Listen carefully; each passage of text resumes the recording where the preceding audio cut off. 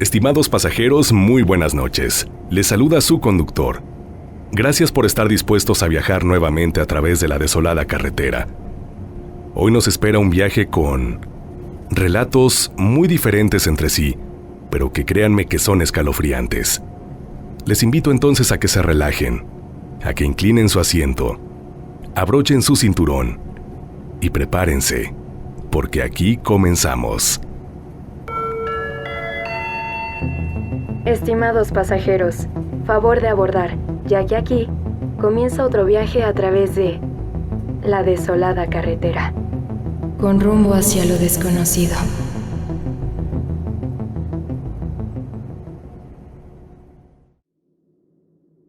Primera escala. El descarnado del purgatorio. ¿Cómo está, señor conductor? Deseo compartir esta experiencia que me sucedió meses atrás. Desde chica, en el convento católico donde estudié desde prekinder hasta graduación, las monjitas nos enseñaron a tener respeto y dedicar oración a las benditas ánimas del purgatorio, por lo que he seguido practicando esta costumbre hasta ahora. Siendo primer viernes del mes, acostumbro ir a misa y dedicarlas a ellas, así como a mis queridos difuntos.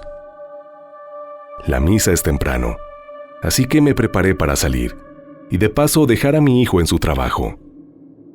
Como todavía el tiempo estaba frío y amanecía un poco tarde, salí a preparar la calefacción del auto. Cuando iba a abrir la puerta del lado del chofer, levanté la vista y para mi sorpresa, vi a una figura, de lo que sabía era un difunto, que a su vez me miraba fijamente. Percibí que estaba bastante descarnado, y la ropa la traía en jirones, por lo que asumí que no tenía mucho tiempo de haber fallecido. Lo que quedaba de su rostro era casi nada de piel, casi nada de carne. Pero percibí uno de sus ojos, me miraba con angustia y como que quería decirme algo. Yo lo miré y mentalmente le dije, si lo que necesitas es una vela y oración, hoy te lo dedicaré con gusto, en la iglesia. Rápidamente y con terror me subí al carro. Lo encendí y me fui lo más rápido posible de ahí. Me dirigí hasta la misa. Y efectivamente, como se lo prometí a esa alma, dediqué esta celebración a las benditas ánimas del purgatorio, a mis difuntos, pero en especial a ese aparecido, a ese ser descarnado. Cuando la iglesia quedó vacía, fui y encendí la vela prometida. Hice otra pequeña oración por su alma. Di la vuelta y me encaminé a la salida, y cuál sería mi sorpresa, conductor y pasajeros, que cuando estaba haciendo esto escuché un gracias justo atrás de mí.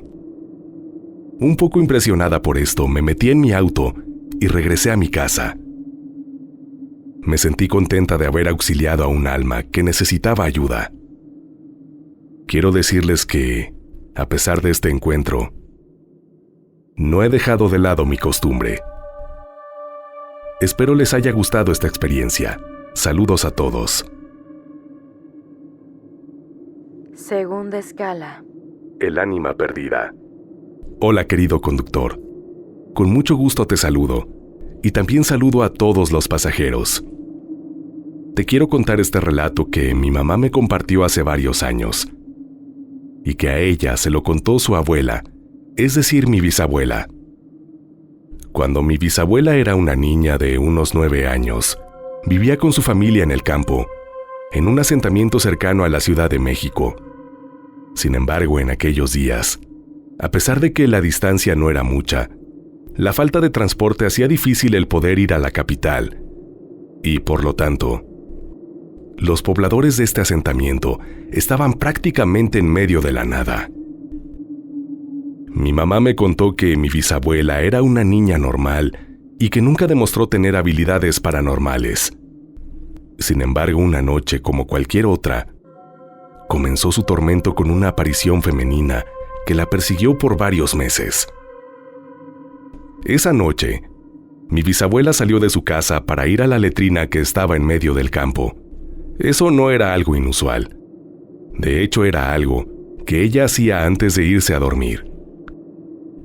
Al ir de regreso, mi bisabuela vio a una mujer con camisón blanco parada en el campo. Le llamaba por su nombre, diciéndole, «Mariquita». Ese era el nombre de cariño de mi bisabuela María. «Ven, Mariquita, ven». Mi bisabuela pensó que se trataba de su mamá y le dijo, «Ya voy, mamá». Conforme se fue acercando, mi bisabuela se dio cuenta que esa mujer no era su mamá, no tenía pies y estaba flotando. Mi bisabuela se espantó tanto que se desmayó en medio del campo y cuando despertó estaba en su cama y su mamá le relató que la habían encontrado inconsciente y la habían traído de vuelta a la casa. Ella le dijo a su mamá lo que había visto, pero a pesar de que su mamá estaba preocupada por su hija, no le creyó del todo la historia y le dijo que tal vez lo había imaginado. Sin embargo, mi bisabuela siguió viendo a esa aparición. Peor aún, la siguió llamando por su nombre. La veía en medio del campo, pero también la llegó a ver afuera de la ventana de la cocina. Fue tanto su miedo que dejó de salir al campo después del atardecer. Además, empezó a dormir mal. Tenía pesadillas casi todas las noches. Soñaba con esa aparición una y otra vez, y también comía muy mal. Y a consecuencia de eso comenzó a perder peso aceleradamente. Ante esto, los papás de mi bisabuela, ya bastante preocupados, la llevaron con la curandera del pueblo, quien les dijo que la niña estaba enferma de espanto. La curandera les dijo que tenían que hacer misas por el descanso de esa ánima perdida, para que mi bisabuela dejara de verla, porque si no, nunca la iba a dejar en paz. Y así lo hicieron. Fueron a la iglesia y contrataron misas para pedir por el descanso de esa persona. Y funcionó. Después de un par de misas, mi bisabuela dejó de ver esa aparición y pudo recobrar la paz. Afortunadamente, esa fue la única vez en que mi bisabuela experimentó algo paranormal. Pero creo que con esa fue más que suficiente. Gracias, conductor, por recibir mi historia. Espero en breve poder disfrutarla en un recorrido con todos los pasajeros. Saludos. Tercera escala. El pasajero no invitado. Hola, buenas noches, conductor y pasajeros. Yo vivo en Laurel, Maryland, Estados Unidos. Y mi relato es que, en esta ciudad en la que vivo, trabajaba de taxista, en el turno de la noche. Laboraba de 4 de la tarde hasta las 2 de la mañana. Y una noche de fin de semana tranquila, eran la 1:45 de la madrugada, y ya solo faltaban 15 minutos para acabar mi turno. En ese momento me pidió mi jefe recoger a un cliente en un bar, y pues pensé que vivía cerca. Pero cuál sería mi sorpresa, ya que cuando él se subió, me pidió llevarlo a 1 hora de distancia de donde estábamos, y pues yo accedí. Lo llevé. Para la ida el GPS me llevó por el medio de las ciudades grandes. Dejé al pasajero, pero al regresar no sé por qué motivo, el GPS me mandó por otra carretera. Y era muy oscura. Yo iba manejando por dicha vialidad con música alta, y ya daban las 3 de la madrugada, cuando de repente escuché que alguien tosía a mi espalda, y recuerdo perfectamente que en mi mente pensé, pero si solo se trataba de un pasajero, de un cliente. En ese momento bajé la música, y volvieron a toser a mi espalda.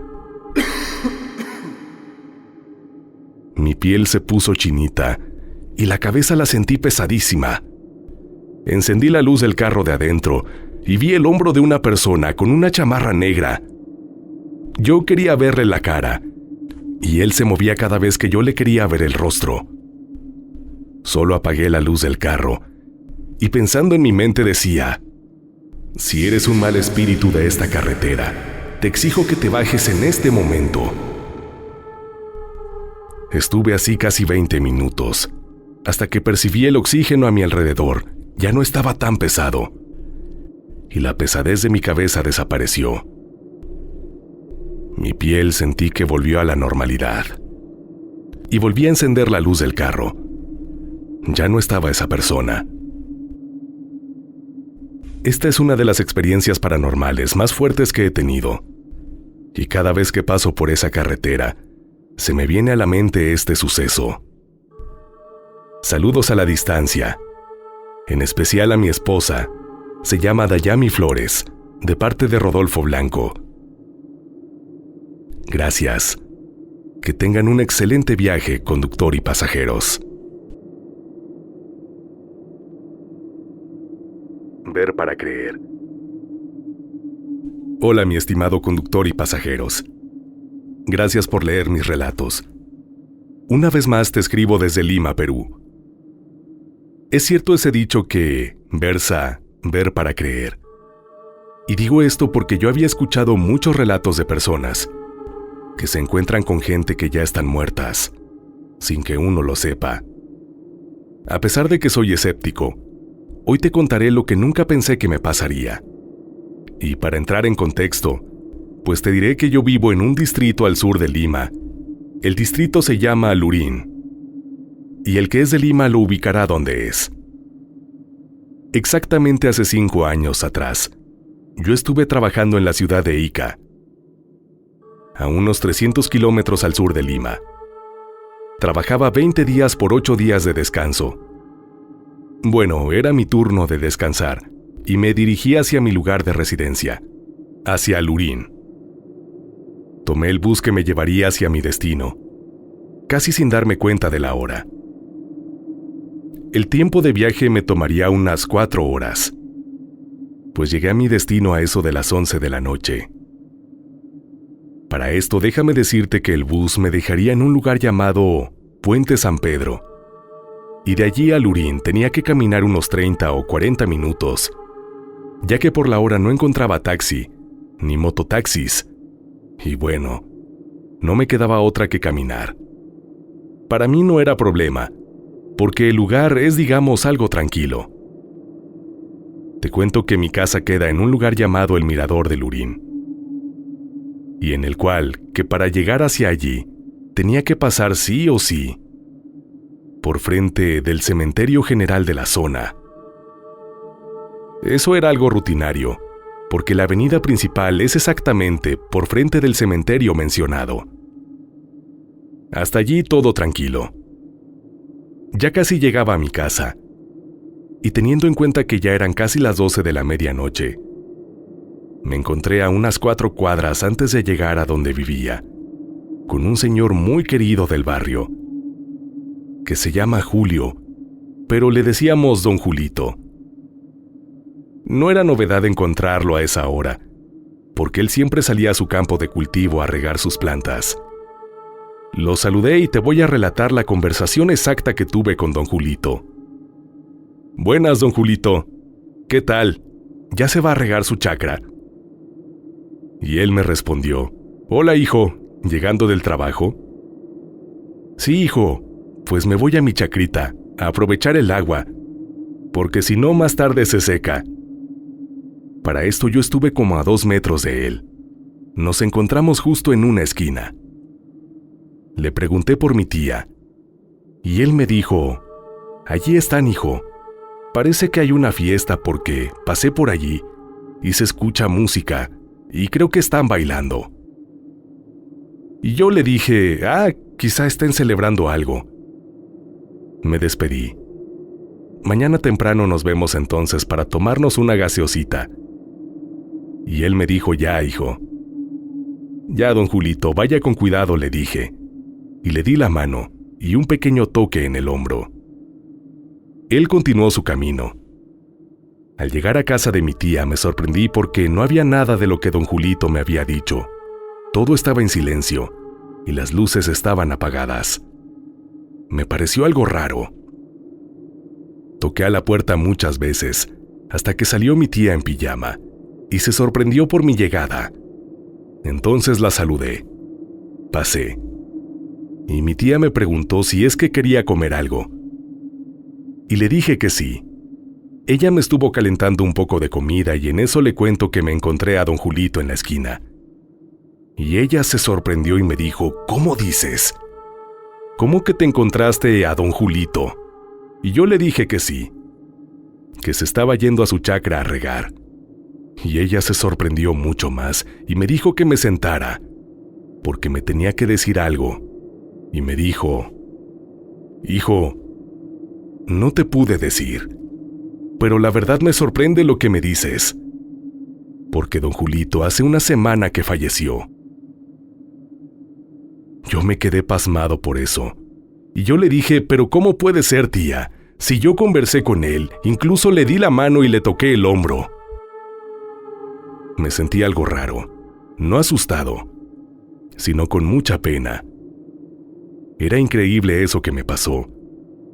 Yo no creía cuando contaban casos similares, pero me tocó, y por eso se los relato. La única duda que tenía era, ¿a quién le di la mano? ¿Con quién conversé? Saludos una vez más, amigo conductor y pasajeros, y gracias por leerme.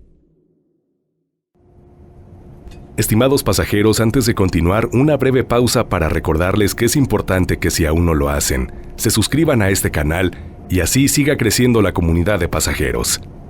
Estamos recibiendo sus relatos en el correo midesoladoes@gmail.com. midesoladoes@gmail.com. Recuerda que enviar tu experiencia es una de las formas más importantes en las que se pueden ayudar a este proyecto. Y ya por último, no lo olvides, botón de gracias en la parte inferior de este relato para que, si así lo deseas, le des una propina o le invites un café a tu querido conductor.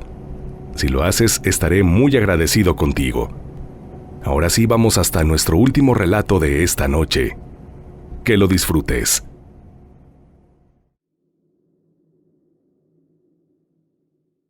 El Silbón. Yo vivo en Venezuela. Hace algunos años me mudé a un apartado rural.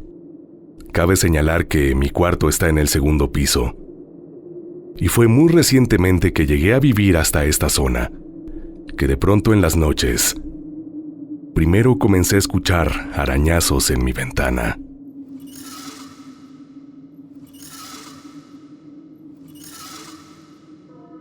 Con miedo y todo, yo trataba de voltear a ver lo que era. Pero lo cierto es que no vi nada. No hasta ese punto. Las noches intranquilas continuaron. Y en cierta ocasión, se hicieron presentes los rasguños nuevamente. Pero esta vez acompañados de un silbido.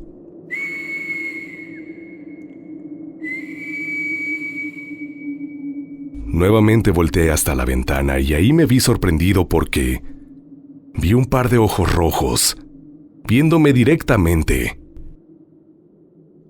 Solo pude atinar a voltear y cubrirme totalmente con las sábanas. Sé que podría resultar algo ridículo. Como si esto realmente nos protegiera de algo. Pero aún así, permanecí la noche de esta manera. Al día siguiente yo le comenté a mi familia lo que pasaba, y ellos me dijeron que probablemente se trataba del Silbón. Esta es una vieja leyenda de Venezuela. Se dice que este ser se aparece silbando, pero sobre todo lo hace a personas que golpean a las mujeres y a borrachos. Cabe señalar que yo no cumplo ninguna de estas dos características, así que de haberme encontrado con ese ser, no sé por qué me estaba visitando a mí.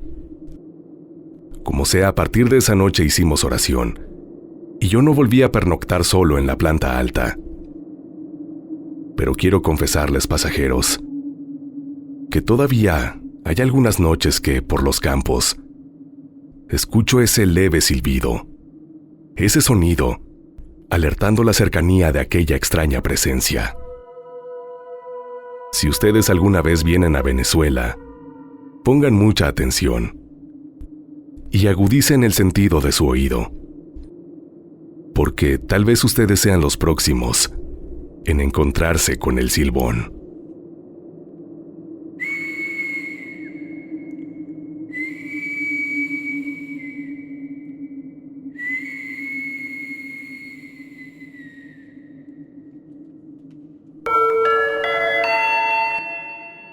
Estimados pasajeros, hemos llegado a nuestro destino. Gracias por acompañarnos en este viaje. Es momento de descansar, si creen poder.